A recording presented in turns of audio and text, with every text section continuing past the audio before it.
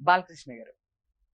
బాలబాబు గారు లౌడ్. ఆయన ఇంక బాలబాబు గారు ఉన్నారు అంటే సెట్‌లో ఉన్నారంటే, ఇక ఆయన ఎంటర్ అయిన విషయం మనం ఎంత దూరం ఉన్నా తెలిసిపోతుంది. మనం 10 రూముల తర్వాత ఉన్నా ఆయన వచ్చేసారు సెట్‌లోకి తెలిసిపోతుంది. అంటే అంత సౌండ్ వాళ్ళు గట్టిగా అంతా హడావిడి అలా ఉంటుంది. అది అదొక వెరైటీ అన్నమాట.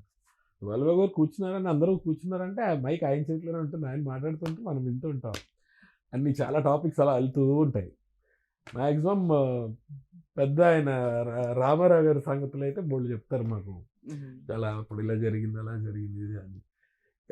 టక్కని కెమెరా ముందుకు రాంగానే స్ప్లిట్ సెకండ్‌లో మళ్ళీ అందులోకెళ్ళిపోతారు.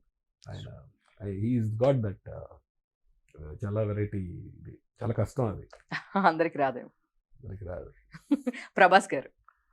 Prabhas is silent again. హ్మ్. ప్రభాస్ చాలా సైలెంట్. చాలా ఇది కొంచెం బాగా ఇంట్రోవర్ట్‌గా ఉంటాడు ప్రభాస్.